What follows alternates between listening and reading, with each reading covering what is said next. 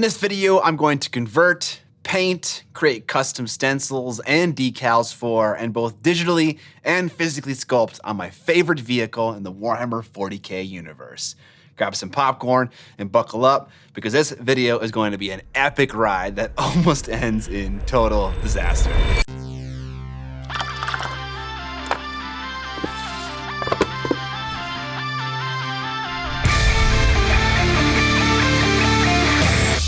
My conversion started with a partially painted and assembled model because I had previously begun painting my entire Dark Eldar force together at one time. That ultimately petered out because I committed to painting before really coming up with the scheme that I truly loved. Nowadays, I do have a scheme that excites me a whole lot more, and I've been experimenting with it a ton lately to try and figure out the perfect recipe. Now that I have a heading, I can actually finish the beautiful Razorwing jet fighter.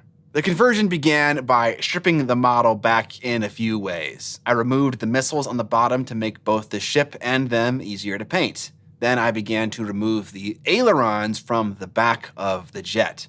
I began removing these ailerons with a tiny hobby saw following the perforations in the sculpt, but the kerf, or the thickness of the saw, was a little aggressive and I wasn't able to control it well enough and ended up with some bad cuts. The saw I had wasn't really appropriate for plastic either. These ones would have been better, smaller teeth and more of them. Luckily for me, cleaning the flaps up with a file was easy, and a little bit of gap in between them is necessary for my conversion idea anyways. Ultimately, I settled on the hobby's most versatile tool, the X-Acto blade, to remove the flaps following the lines, and with a little bending, they popped right off. These flaps allow the jet to pitch and roll, whereas the rudder, the center flap, allows it to yaw. I'd like to position the ailerons and jet dynamically, as I feel like that works better for the death-defying speeds and maneuverability of the Dark Eldar ships. This video and future Dark Eldar videos are actually a collaboration between Jay from Eons of Battle and myself. He has a Drakari army he also wants to work on and challenged me to a friendly army painting competition. There is a list of various activities we can do to earn points, like paint a unit, convert a model, play a game, etc. And the goal is to have the most points by the end of the year.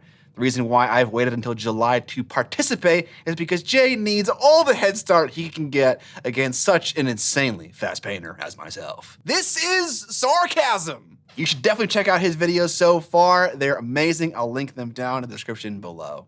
I also removed the engines of the jet so I could sculpt some flames later on, which gets me to the idea behind all of these conversions. The Razorwing has been my favorite 40k vehicle for a very long time. It looks so mean and fast. It's like a knife slicing through the sky at breakneck speeds, and I want it to feel more like that.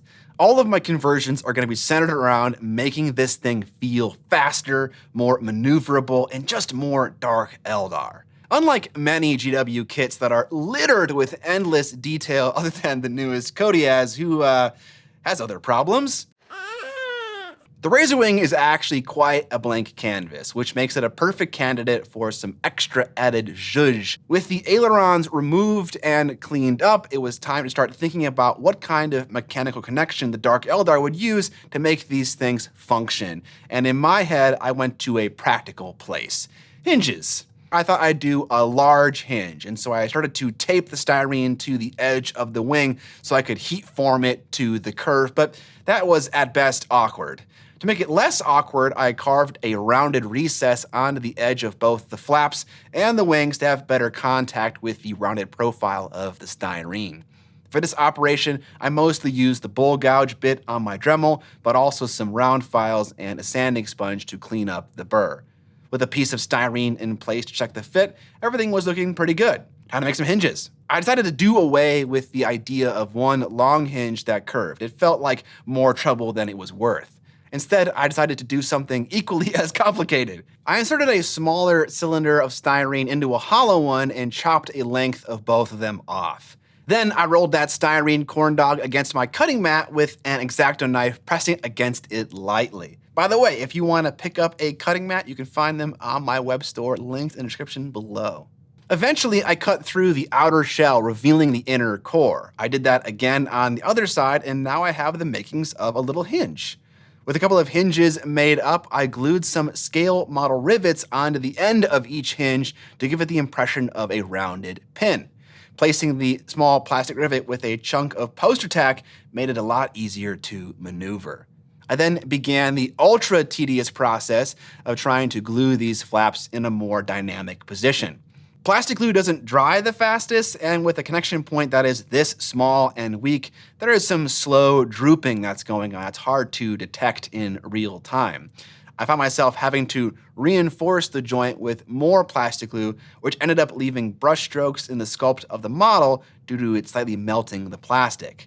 I tried tacking the curing wings to already dried wings with poster tack or tape, which felt like a good idea, but then when I tried to remove it, it all came crashing down. God damn it. This connection point was too fragile, and worse yet, my delicately crafted hinges were getting goobed up hardcore by all the plastic glue and were basically indiscernible little crusty pills after the carnage was all said and done. There's a phrase in the screenwriting world and beyond that describes killing your darlings. Sometimes a good idea might be good in a vacuum, but for the larger project is simply not working, and these little hinges were a darling that unfortunately needed to be killed. I tossed them to the curb and left the ailerons unattached for now to lick my creative wounds while I thought of a better solution. Next, I wanted to extend the panel lines that abruptly end on the top of the jet to some panel lines on the bottom. Not only is this more realistic, these panel lines represent the beginning and end of large pieces of material. They're not just there for decoration. It will also allow me to do something fun with the scheme. I plotted my course with an X-Acto knife and then scraped out more material with the saw we previously used. The thickness of the blade was actually perfect here to match the existing sculpt's panel lines. Lastly, I cleaned out all the plastic fuzz with some thin plastic cement, which melts it away, and along with some sanding, softens the harsh burr you get when working with plastic in this way. Drukhari have always had a piratical vibe to them, and I don't want to forget that with this next conversion. With a bunch of bits from my collection, I began to kit bash a harpoon gun. Does a harpoon gun make sense on a vehicle traveling at rates faster than the speed of sound? Probably not, but this idea fits into the zany world of 40K and Dark Eldar too well to pass up. With the front half of a disintegrator cannon chopped off, I smooshed the body into the chain spool of a Talos' chain flail with a lot of sprue goo. This stuff is just a bunch of leftover sprue melted down with some plastic cement. Then, with a pilot hole, I drilled and inserted the actual harpoon. I added a little ring of styrene around the shaft to better transition it into the body of the gun. Then, with some jewelry chain, I set about the precarious job of gluing and routing the chain. I wanted some slack in the line, enough for the chain to be drooping. Because I plan to have my jet slightly rotated, the chain will be another way to show the inertia of that movement. With a remnant Talos arm glued onto the backside of the body of the gun, I was feeling pretty happy. The f***ing harpoon gun, bruh. For mounting it to the ship, I felt like an underslung, centered option was the way to go, and I kept it pretty simple. I cut a piece of hollow styrene rod that matched the diameter of the ball joint on the gun's arm and will eventually glue it to the jet. I'll keep them separated to make painting easier for now. All right, enough kit bashing for now. Let's get back to the main body of the jet. The Razor Wing is littered with these egg-like gem things, and I'm not really sure what they are, but they remind me of Drukhari's significantly lamer Craft World cousins, so I think something needs to change. I clipped the bulk of the egg off the ship, and with a series of files and sanding sponges, got it nice and smooth. Now that I've called these things eggs, I can't get the image of little baby Dark Eldar incubating inside of them out of my head. You might have been a cool fetus.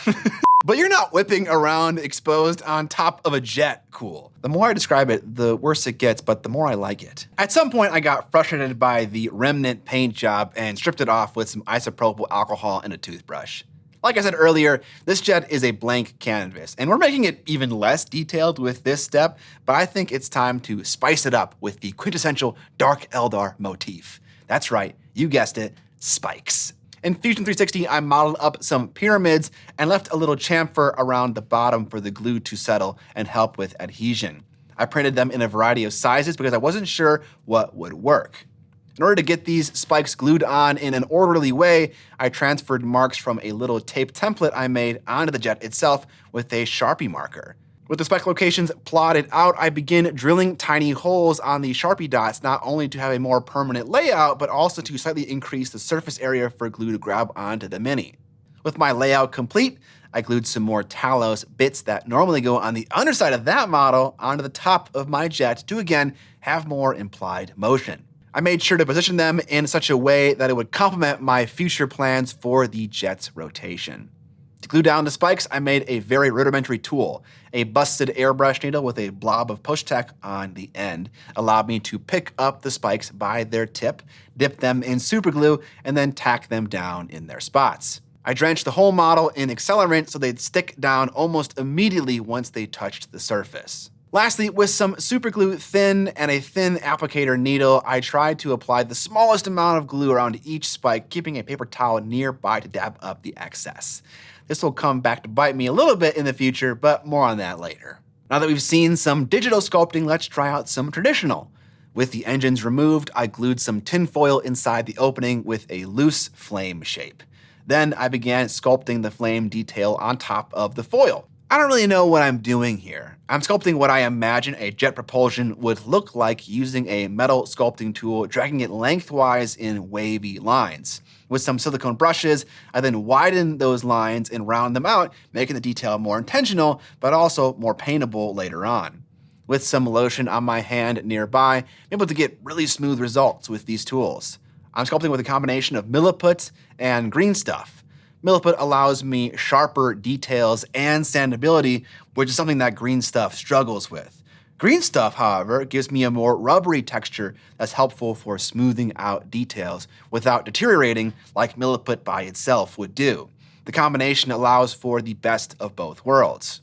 It's kind of strange how the actual Razorwing model doesn't already include this detail. This seems like a super obvious win for the model.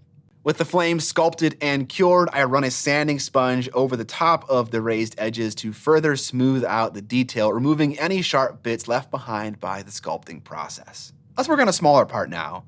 With some styrene and some leftover Dracaria bits, I kit bashed some antenna or trophy spears. They were really easy to make and again serve the purpose of showing motion. With some heat and a rounded surface, I carefully bent the shafts to imply the speed of the vehicle as it whips through the sky. It was pretty easy to get the small one to have a nice, consistent curve, but the longer spear was a little challenging. It took me more than a few attempts. Once I did manage to get something consistent, I drilled some pilot holes with my X-Acto knife, drilled them out with my Dremel, and then dry fit these two pieces into place, and I was pretty happy with the conversion so far. Outside of the tail flaps, everything was working out pretty well. On to the next modification. The Razorwing has 4 missiles on the underside of the ship, and one of those should definitely be in the process of launching. First, I drilled out the back of each missile, which will make it much easier to pin and hold for painting. Then, with some aluminum wire, I made an armature of what I imagined would be the smoke trail left behind by the rocket. I then wrapped the whole thing in floral wire to give it a nice grippy surface for the milliput. The milliput serves as a way to get the general shape of the plume of smoke. Now, time to make it actually look like smoke. I have a lot of putty balls that come from me inevitably mixing far too much putty each time I want to use it. I shaped the leftovers into little balls and saved them for later, and I'm never really quite sure what to do with them, but they came in handy on this project. I cut them in half and then glued them to the rocket trail. I know I said we were going to make this look like real smoke, and it looks more like some bizarre candy, but trust the process. I then began to fill the gaps with green stuff. This proved a little too tedious, so I switched to Mr. Hobby's white putty that I globbed on haphazardly and then smoothed with a brush drenched in acetone. This worked shockingly well. While it may not look like real, actual smoke, it does look a lot like GW's sculpted attempts, so this process works well with this GW Mini. After the filler was cured, which happens pretty fast, I sanded the high spots nice and smooth with a sanding sponge. With the sculpting process complete, I pinned the smoke plume into the rocket, and I was really happy with the result. Lastly, I sculpted some very rudimentary flames on top of the smoke using a process similar to the jet engines, but scaled down. I added a pin for future attachment, but also to make holding it easier while painting. At this point, you may be thinking to yourself, Scott, you've done 15 conversions on the model. How could you possibly want more? Well, I do. I'm gonna fill the hole on the underside of the razor wing with milliput. In order to do that, it needs some kind of backing. I held sculpting mesh against the inner wall and tried to glue it in place. The key is to not let go of the mesh when it has super glue on it but isn't adhered correctly yet. No. Eventually, I got it in place and began filling and sanding the milliput smoothly to match the contours of the jet. I'm doing this because I plan to replace the flight stand with something more integral to the overall idea of what I'm doing with these conversions. Something that helps encourage the theme of supersonic speeds while also removing the giant column of immersion-breaking clear plastic that all flying GW models are cursed with. If I can be totally honest, I've never personally cared that much about flight stands. That's definitely more of an internet problem, but at this point, I'm just excited to do more stuff to this flyer, but we'll see how long that lasts. Foreshadowing, woo! Speaking of, let's build the display base. I began by creating a large metal skeleton with aluminum armature wire pinning the wire into the base. The metal is very soft, allowing for easy bending. Because I plan to have my jet mid-barrel roll, that means that one of the ailerons will be pointing its flap downward. As my jet swoops by, it'll be forcing a ton of air into the nearby desert floor, specifically on its left side. I thought it'd be a cool idea to model a giant sand wave with a smaller accompanying one on the right. I got this idea from watching jets fly near the ocean surface or taking off on desert runways. The razor wing could then be riding atop the larger of the two waves, replacing the flight stand. With the shape forming, I strung together the aluminum skeleton with floral wire, a thinner and more bendable option. I used both of these on the launching missile conversion earlier. With a more grippable surface, I began veneering the wires with DOS clay. This air drying clay isn't the best for sculpting, but it's cheap and I have a lot of it. Detail isn't the most important right now. Bit by bit, I added more and more clay until the whole wire armature was covered up. I also sculpted the smaller wave without an armature on the other side of the oval base. DOS clay seems to be water soluble, so I was smoothing the surface with a wetted finger. With the initial layer complete and dry, I began adding in specific detail with milliput. At first, it was large vertical peaks, and then later I added thinner pieces that I could carve up to introduce more varied valleys and peaks of sand. My plan was to coat this thing in a thin sheet of sand texture like I've done in the past with bases. It then shows the sculpted texture really nicely. Like DOS clay, milliput is also water soluble, so wetted finger can smooth out some of these transitions. I then did the same thing with the inside of the larger sand wave, veneering the surface with milliput, and then using a variety of tools like color shapers and a toothbrush to create vertical striations. To better sell this as sand, one of my ideas was to have objects partially sunken below the surface, and I started doing this with something simple. Rocks. Early on, while imagining this conversion, I actually thought it'd be a cool idea to have buildings on part of the base being partially obscured by the sand wave, also lending a sense of scale to the razor wing, but it already felt like I was biting off more than I can chew, so I dialed it back a bit. I kept on adding more and more milliput, texturing it until the entire base was covered. With the dry the next day, I began to add some large, tumultuous bubbles right in the middle of the two waves where they were crashing together.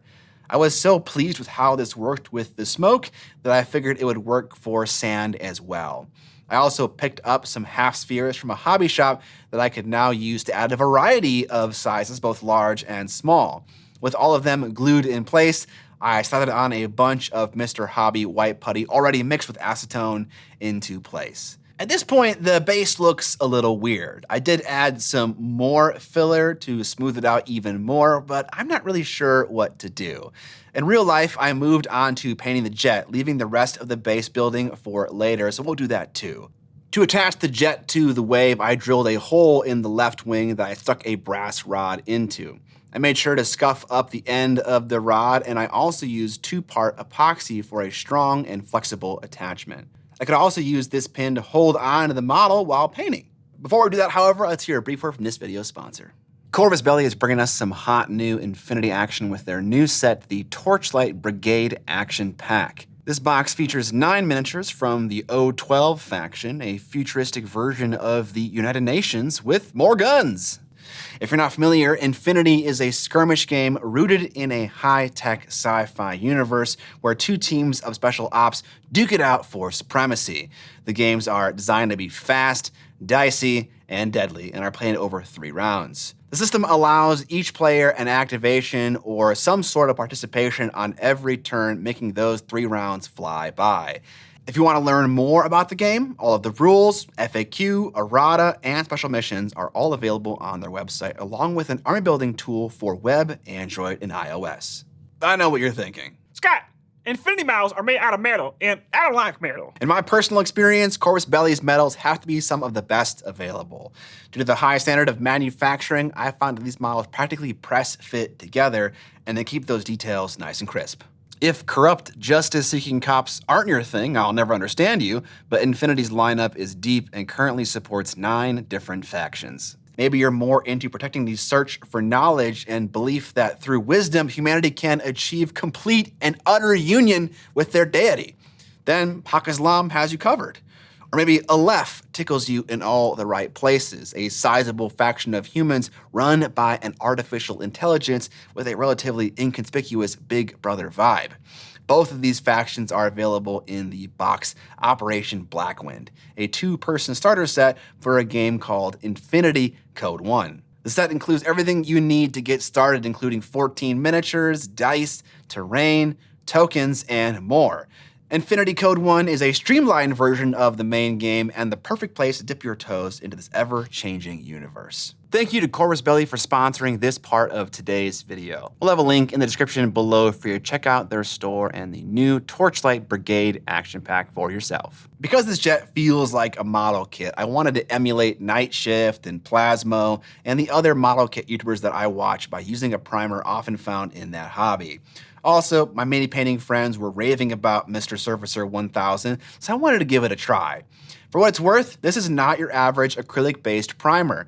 Not only was I wearing a mask while applying it, I was also blowing a fan across my desk toward an air purifier that I ran the majority of the day to deal with potential toxins.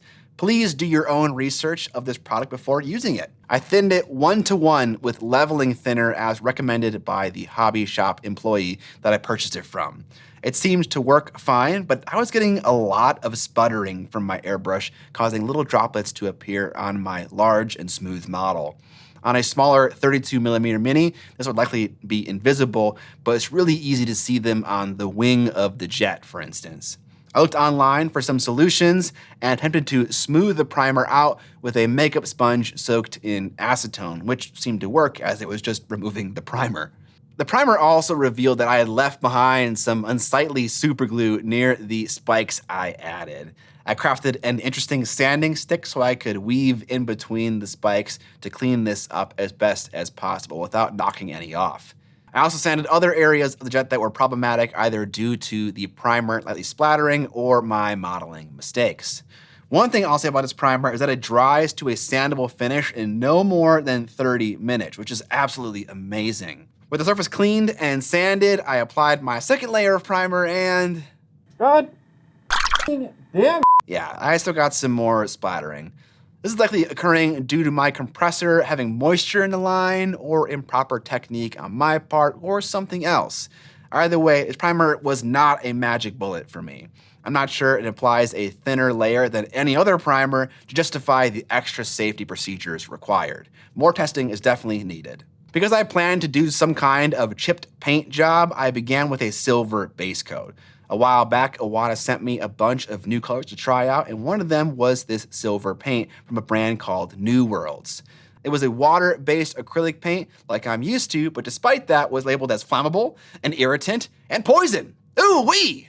Needless to say, I was still running my air purifier while base coating with this stuff. To test out my scheme and also the paint chipping method I was planning on employing, I painted the missile and something wasn't working right, so I ran a test.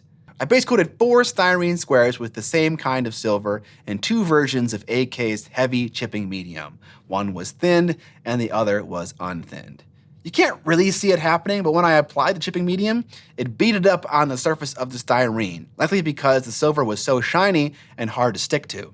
I then applied a gradient of black to gray. I wanted to see, after rubbing the styrene down with whatever tools and materials necessary to reveal the silver undercoat, that the gradient would still be intact. Acrylic paint has a habit of wiping away slowly over time, even when it seems like it's dry. And I would hate to put a bunch of work into nice airbrush gradients only to lose it in the weathering step. I doused the styrene with water to reactivate the medium and began chipping the paint, and it was a struggle. Furthermore, you can see the beading of the chipping medium in how the black was coming up, little tiny dots. The thinned test wasn't coming up at all. This was pretty discouraging, so I tested a different option, rubber latex. I applied it with a couple different tools and then ran the same test. With a pencil eraser, I was able to remove the latex to reveal a nice chipped silver below. Better yet, the solution doesn't involve water, so there was less chance that I was going to disturb the paint job. With some confidence, I began applying latex across all the parts of the jet that I planned to be black. Next, I began base coating the jet with a nice charcoal black with my airbrush. This paint was from the new Vallejo game color range that I've been testing out the last couple of weeks. I then applied 3 layers of gray highlights, getting progressively brighter each time. I achieved this brighter highlight by slowly adding more and more white ink into my original near black color. In hindsight, I don't think acrylic ink is a strong enough paint to withstand the future manhandling that happens while painting large model kits. If I were to redo this, I'd try out something like the tried and true Tamiya paint range. With the highlights applied, I added a layer of black ink to my shadows. Ink dries satin, which is a nice feature with black as it makes it appear darker than a matte option, but also, we haven't used pure black at any point yet, so it's important to do that in the darkest shadows to really sell the idea that this is black. Again, however, acrylic ink might not have been the play. With the gradient finished, I began to remove the latex with a makeup sponge that I earlier dipped in that very same latex. I figured this would be like a pencil eraser, but more squishy, causing less potential damage to the paint job. It got gunked up quite quickly, however, so I resorted to a pencil eraser again, but also my finger. With a finger cut, I was able to rub off most of the latex really easily. I began on the underside of the jet first, just to make sure nothing weird was happening, and progressed to the top side when I felt more confident. For the most part, this worked extremely well. The highlights were still intact as far as I could tell, and the chips looked realistic. The only issue was that some of the very small bits of latex stayed under the paint and wouldn't come up. Later on, I was able to remove this with something harder like an airbrush needle, but you of course run the risk of scratching the paint. With the black looking good, I began the masking process so I could airbrush the cream cockpit. That phrase sounds PG-13 at best. I used both a mixture of tape that I was able to cut with an X-Acto on the panel line for a nice sharp edge, and putty for covering the rest of the razor wing. This is why I carved those panel lines earlier. I had this idea of a two-tone jet, and having nice sculpted panel lines to reinforce that idea seemed like a good plan. This is also where I realized that I should have painted the cream part of the razor wing first. Very often I paint the part of the model that is the largest because that makes sense when using a paintbrush. But when it comes to the airbrush, that makes less sense. If you ever plan to airbrush multiple parts of a model where masking is required, you should start with the smaller of the components because it makes masking them easier because there's less to cover up. With the plane all gooped up, I could begin airbrushing again. Similar to last time, I progressively added more and more white ink to the khaki I was painting to build up my highlights. It's often very difficult to see what's going on when it comes to airbrushing because you slowly build up highlights over time. To better see what's going on, enjoy this sped up clip.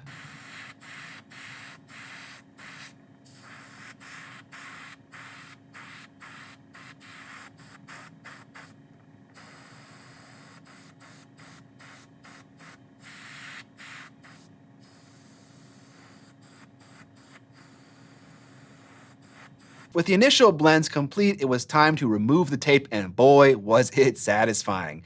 I did not apply a layer of varnish on top of this tape to prevent any leaking. It just worked as intended. Let's see a few more tape pulls. Sweet, sweet dark Eldar egg baby Jesus, that is satisfying. There was an unintended side effect of using the tape that kind of freaked me out, however. I saw dark tape-shaped imprints on the black part of the ship that I thought happened due to the tape removing the top layer of the highlights.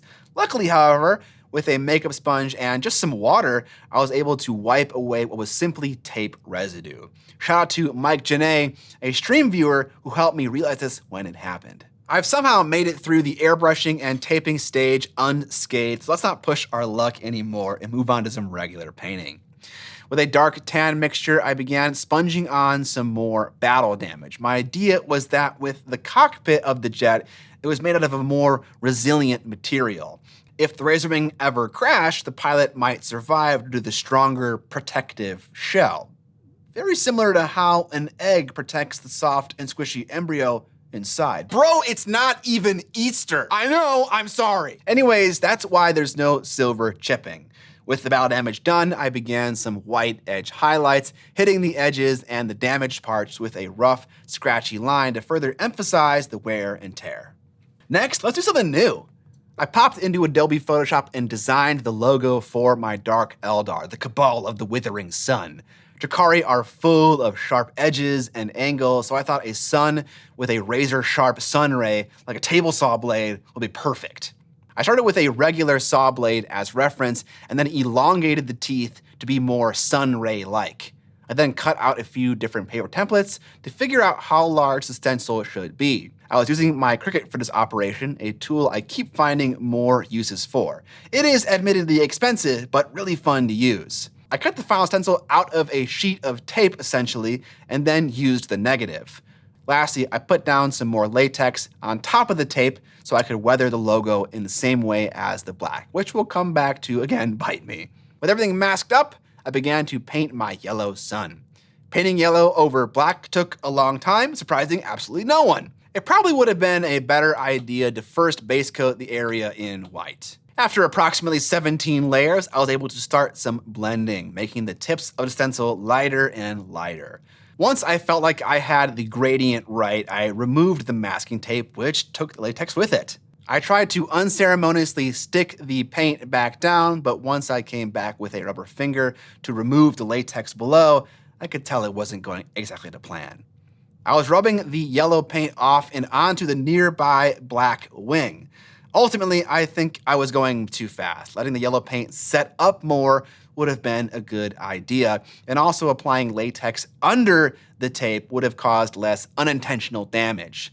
With a wet sponge, I swept the dry yellow paint essentially back into the sun, which seemed to work. Ultimately, it looks fine, but I would have liked less weathering and more of those sharp edges visible. Using the same SVG file, I also printed out a few decals of the logo at various sizes. They make decal paper suitable for laser and inkjet printers that you can use to add custom iconography to your models. With the surface wetted with Microset, a decal setting solution, I placed my decal in the desired location. As far as decals go, this smooth, featureless area that I've picked is the easiest it gets when it comes to applying decals. Even so, I layered on Micro Sol, another decal solution that's supposed to achieve a painted-on look, but it's mostly required when you're applying decals to surfaces that have panel lines, rivets, and other sculpted detail to get the sticker to conform better to the surface. With the solutions both dried, I applied a few layers of varnish to get the finish of the decal to match the finish of the paint to truly achieve a painted-on look. To sell the effect even more, I added some khaki paint on top of this to tie everything together with some weathering. Next, I did some simple silver base coats on the various details, but apparently I can't even do that basic thing right. I was using Vallejo metal color because it looked the most like my undercoat, but the paint has so much flow that while painting the chains on top of the jet, I was unintentionally flicking tiny little silver specks all over the wings. After I noticed that, I moved back to using a thicker paint to avoid this. Painting a massive vehicle like this gave me a peek into the world of scale model kits. I can't imagine trying to paint something large like this with the goal of keeping it clean and flawless. Logistically, it's even complicated to hold, let alone ensure that paint isn't being smudged, rubbed off, or that endless little problems like this aren't occurring. I have massive respect for people who can pull this off. When the silver parts were done being base coated, I added black enamel wash to bring the details out, and that was it. I also added this black enamel wash to the panel lines between the black and cream parts of the jet. At this point, I felt like it was time to edge highlight the black armor in a similar way to how I tackled the cream parts, with a scratchy, thin highlight to help emphasize the weathering while adding some visual clarity to the model. With that done, it's time to paint the infamous eggs we've been joking about the entire video. I tackled this with some simple layering. I began with a dark color and then worked up to a brighter color, and you will be able to see the layer lines of my highlighting when I'm done. And in most cases, it doesn't really matter. And in the remaining situations, we'll fix that up. As a reminder, acrylic paint is translucent, especially the lighter stuff, so apply multiple layers of the color to ensure you're reaching full opacity before moving on to the next layer. I used these details as an excuse to add more of my spot color to the model, one being yellow and the other being turquoise. My headcanon for these things are that they are power sources. Solar panels on the ship mine the sun for energy and store them in these batteries. And when the battery is yellow, it's charged, and when it's blue, it's in use or empty. There's probably a very clear written explanation that describes what these things actually are, but I'm having a lot of fun just ignorantly making things up. On the bigger eggs, I came back with a diluted version of a previous layer to glaze over the transitions, hiding the layers and smoothing everything out. With that done, I noticed that the weathering on the cockpit was lacking some contrast, so with a darker brown, I deepened all the larger sections of battle damage. With cream on the brain, I also decided last minute to make the main rudder khaki colored as well. With the part base coated in the same paint that I used on the body of the jet, I set about airbrushing a bright blend toward the sharp edge of the flap. I didn't bother masking anything as I would mostly be working toward the edge, but I did use some paper towel to absorb stray airbrush particles so I didn't have a chance to go anywhere. With the blend complete, I employed Tamiya panel liner again to get some nice definition, which did get a little messy. With a makeup sponge lightly dipped in mineral spirits, I was able to pull the stray enamel wash right up, leaving a pretty clean look. It's time to begin adding things back to the jet, starting with the windshield. On my Cabalite Warriors, I like to use Molotow Chrome, a marker ink to evoke an astronaut-like visor to help with the raging sun blinding my Drakari in their homeworld. I felt like it was appropriate to do the same thing with the windshield of the jet. It's much easier to get a nice reflective finish with an airbrush when compared to applying this stuff with a paintbrush. You need a certain level of opacity that's hard to achieve with a brush while also not ruining the smooth finish with brushstrokes. With that done, I began carefully painting the metal structure around the windshield with the same paints I used on the cockpit. It took some time and patience to make sure I wasn't leaving behind silver on the edges of the structure, but I eventually got there and attached it to the razor wing with super glue. There were a few areas that needed some touch-up paint to make sure the weathering was consistent across both parts, but this was a pretty exciting moment for me. Finally, I was putting the jet back together and seeing the full picture come to life, and it was looking pretty good. In the spirit of adding more to the jet, I also painted up the antennae I scratched up before and stuck those on too. Next up, I painted the engines, which started out the same way as the black portion of the body of the jet. With that complete, I could paint the flames turquoise as it matched up with the power source idea from earlier. If the blue eggs are in-use batteries, then the flame should be the same color. With a dark blue base coat, I began wet blending a brighter turquoise color toward the source of the power. With that established, I continued to brighten my highlight, targeting the recess of the flames, which is the opposite of what you would normally want to do. I soon realized that I wasn't leaving enough breathing room for my future highlight, so I had to keep pushing my colors further and further back if I wanted any chance of ending on a nice, bright, near white color. At some point, I realized that my sculpt for the flames were too deep to effectively reach inside of, so I added some green stuff to make it more accessible. This allowed me to push the brightness right near the engine, selling the effect that it was burning really hot. When I was happy with the result, I cleaned off the plastic edge and pressure fit them in with the best farts? Oh my God, I'm losing it. When I was happy with the result, I cleaned off the plastic edge and pressure fit them in with the best parts pointed upward. I then sealed my fate with some thin super glue, again applied with that flexible thin tip. I can't understate how great it feels to keep adding parts back to the jet, watching it come alive. It was an essential, life-giving process that honestly fueled me to finish this monstrous project because my hobby mojo was definitely beginning to wane. At this point, I painted a lot of knickknacks like the necrotoxin missiles that I glued onto the bottom of the ship, and also the harpoon gun that was such a joy to scratch build earlier. I also painted up the ailerons that I had removed at the very beginning of the build in the same cream color as before, for the same reason that I had painted the main middle flap cream. It breaks up the largely black body of the jet nicely and reinforces the cream color choice. Time to integrate the firing missile. First, I painted the plume of the smoke vibrant turquoise and worked backwards with my airbrush. Using a dark blue, I began to target the tops of the bubbles as they are furthest from the light source. And the further they are from the light source, the thicker the smoke gets and the more opaque it becomes. Toward the back of the plumage, I even used pure black that I then highlighted with gray as the exhaust gets so far from the source of light that you can no longer see it. With the paint job done, I roughly pinned the rocket in place where it made sense. I then filled the gap in between the smoke and the underside with some tinfoil and eventually green stuff that I smoothed out. Originally, I thought I was going to sculpt the green stuff to look like smoke, but why bother when I have a known solution that works great? I glued on more half spheres and then applied a bunch of filler, not being afraid to hit the underside of the wing. With the filler dry, I painted it with gray paint similar to the color that was used on the very end of the smoke trail. If a little color got on the underside of the wing, it wasn't a big deal to me as you can't really see this part anyways, and it's like the smoke is still visible even where it's not sculpted. Now it's time to face the music. The music being this display base that I'm not quite sure what to do with. With a round file, I began to deepen the sculpted grooves in the sand. I did this on the smaller sand wave and also the large one. I was concerned at this point that these wouldn't translate well once the actual sand texture was applied.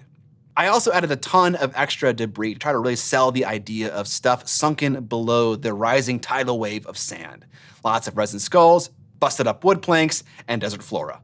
I used some cacti and agave parts from Epic Basing to give myself an opportunity to paint something green on the base to break up what will eventually be a largely sand-colored base. I chopped a lot of these parts up before attaching them so you'd only be able to see the top portion and then filled in the gaps with milliput where necessary. I then started to add in dirt that I filtered through a stocking to hopefully only get the nice powdery stuff. I locked this stuff down with some new scenic glue that I got for free from PK Pro. I was pretty happy with this glue because it not only soaks into the dirt really quickly, it also dries very fast, which is normally my biggest complaint with PVA glue. I continued to apply more and more layers and kept sprinkling that dirt on that I had pre-sifted. It was also at this point that I drilled a few holes to accept the brass pin for the jet, and I wasn't afraid to drill a few times until I got it right. At this point, it'll be very easy to fill these holes in and hide these crimes. At this stage, it was hard to tell if it was looking good or bad, so I sealed my fate with some primer, and it didn't look great. The dirt, despite it being sifted, was clogging up a lot of my sculpted detail. The half spheres at the bottom didn't really look like lightweight airborne dirt, and the dirt itself looked way too detailed. I'm not sure why my method worked in the past, but not now. If actual sand was scaled down 35 times to this size, it would look almost like a smooth surface. To fix this problem, I smeared a bunch of acrylic paste, actually AK's snow mixture, all over the base, filling in those tiny cavities to reduce the amount of detail. I even sanded the thing a bit when it was all dry, and with a second layer of primer, it wasn't looking so bad. I doused the whole thing in a very vibrant ochre color so I could begin then building up highlights. Highlights have a tendency of dulling everything down because as colors get higher in value or brighter, they often desaturate. So I wanted to start from a pretty rich place. To get more sandy texture, I blasted the whole base with my airbrush at a super low PSI, like 3 or so, with some thicker paint to get speckles all over the base. This was a trick that I learned from Luke Towen when he was painting concrete sidewalks that I've employed a few times on my models in the past. I painted the bubbly sand with a warm gray color, hoping to differentiate it from the rest of the sand as it was a lighter and not so densely concentrated version. I focused my highlights toward the top of each half sphere. It ended up looking a little bit too gray, so I filtered everything with a sepia ink, which pulled the base nicely together. With that part done, I started to use Vallejo Express paints to give some color to the various chunks of wood, branches, bones, and desert flora that I had added. Hopefully, this pop of color would not only break up all the similar tones, but also make everything else look like sand. It was at this point that I decided to bust out the dry pigments. It made sense. This was a desert, it should look arid and dry, and nothing looks drier than dry pigments. I prepared a spread of various pigments that I could use during the process that I simply mixed with water and also a bit of dish soap to help with the capillary action of the wash. There were no mediums in this mix that would impact the finish, as I wanted it to be as dusty and crusty as possible. I began with a plan, adding the red to the lower parts of the sand, blending that into the existing paint job, adjusting the gray parts in the middle, but then it kind of devolved into slapping down pigments wherever just to see if something wouldn't look bad. I was really losing hope at this stage. Normally, bases are very easy to paint and they add so much to the model for so little effort, but this wasn't the case on this attempt. It was actually doing the opposite, and I was pretty discouraged. Here we are right at the finish line, and ostensibly I'm fumbling. Not a great feeling after like 100 hours of working on this model. I added tufts and it wasn't working. I washed those tufts in more pigments and that didn't do anything. I splattered pigment on to make it look more grainy and sand-like. Nothing was really working. It looked bad and I wasn't sure what to do short of just restarting. At this point, I had to be honest with myself. The display base looked bad, and I was running low on creative fumes at this point in the project. I didn't have it in me to restart, so I just took what I had and made it as good as I possibly could. I knew there wasn't a lot of contrast in the base, so I started by adding a bunch of ashen shadow to the sand. My Drakari live in the desert, but they're also industrious. Because of that, the sand is full of soot, and I wanted to convey that with this color choice. I even airbrushed in some of that sculpted detail that I had lost when applying the dirt texture. I went a little crazy with this, so some brighter highlights were in order to tie it all back together, and that looked a lot better. It's time for this jet to be attached to the base, which is pretty exciting. I cut the brass pin to an appropriate length with my Dremel and a cutoff wheel and glued it in place. Now that the ship is in its final resting place and also more stable, I can add on the ailerons that started this whole thing. The hinge idea I had before was cute, but ultimately did not work. Instead, I found these silver necklace beads to use. They had the rounded profile that matched the curve that I shaped into the flap edge already, and the color matched the color of the windshield, so it didn't feel out of place. Furthermore, it felt sufficiently alien enough, like there were massive magnets that moved and rotated around to accommodate the pilot's instructions. Most importantly, however, it was easy. I attached the flaps with some super glue, which is likely not good enough. I did try to pin a few, but kept busting out the side of the flap, and I just didn't want to create more work for myself. Lastly, I painted the rim of the base black, and this monster of a hobby project was finally sunset. I am so happy to be done with this jet. This took a lot of creative juices to get through, and by the end, I was becoming unhappy with my ideas and the execution of them. But then I put it all together and that part of my brain went mostly quiet. I say mostly because I am aware of the parts of this model that I don't like and what I'd do differently next time. But that shouldn't and it doesn't diminish the accomplishment of finishing this centerpiece for my Drakari army. I learned a lot and at times it was mentally taxing. That's how all difficult tasks are. Every once in a while, it's a good idea to really get out of your comfort zone, and that's what I was trying to do with this Razorwing jet fighter that I'm dubbing Sun Eater, a fittingly epic name for such an epic hobby project. One exclusion that my fellow model kit painters will note from my paint job is the absence of any kind of dirt weathering. This jet is supposed to be flying through the desert, so shouldn't it have some kind of dirt on it? I was afraid that the dust wouldn't show up on the khaki parts of the jet well, and it would show up too well on the black. The real reason for me not including any kind of dust was that I just wasn't mentally prepared to try a new thing and have it fail on me again. Instead of prolonging this project even more with issues and potential solutions to those issues, I'd rather just be done, and I'm happy to be. All right, let's take a look at Jay's point rubric for my army painting to see how many points I have. You get points for buying things? Okay, well, if I wanted to win, I know how. I recently finished a 5-man incubi squad, so that's 3 points for me. I painted a vehicle, that's another 5 points. I'll definitely be claiming the 3 points for cool conversion and custom basing for a total of 6 bonus points. And you know what? I deserve that 3 points for freehanding as well, even though I didn't actually freehand on the Razorwing, just for making that custom SVG that I used a stencil and decal for. That's reasonable, right? That leaves me with 17 points. Seems okay, but how many points does Jay have?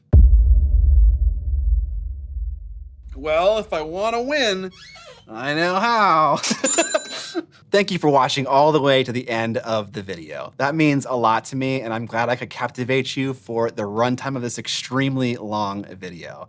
I'd like to take a moment to thank my patrons. Huge love and appreciation goes out to my patrons who support me through thick and thin. You know, content creation is an interesting job. It really ebbs and flows when it comes to motivation and effort levels, and those people, they're just there all the time.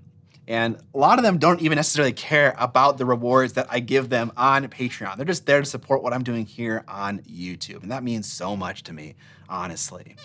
If you're interested in becoming a patron, you can find a link to my Patreon campaign down in the description below. You get access to my Discord server where we hang out and chat about all kinds of hobby-related projects throughout the week. You can also get access to Discord to participate in the painting competition that goes on year-round, where you get points for the things that you paint. And there's a leaderboard on the Discord as well to show who is currently in the lead painting the most stuff. Who is the most painterly painter man? I've never said that phrase before in my life. You get access to behind-the-scenes posts where I describe what's going on in my hobby week and give you behind the scenes about things like new models I'm making or work-in-progress pictures of things I'm working on, like the Razorwing Jet Fighter. But if Patreon isn't your jam, you can also support me in a lot of other ways. I have my web store down there where I sell a bunch of merch and also hobby tools like this cutting mat that I had plugged earlier. It is double-sided, Imperial grid on one side, metric on the other. It's 3 mil thick and it's self-healing. It's seriously a chonky boy. I love it. It's great. Got alternate art on both sides. I also make a metal hobby brush box here that stores brushes with 2 layers of foam. It comes in black and red, and the foam can also come in black and red, whatever you would like. You can also put all kinds of stuff in here, like say an X-Acto knife. That also fits in here as well. And also, come on, it's sexy. Come on, you want it, I know you do. Besides that though, I also have a collection of awesome hobby merch, tons of t-shirt, enamel pins, and all kinds of stuff found down in the description below. All right, that's it for my hobby shilling. Subscribe or die! But most importantly, don't forget to...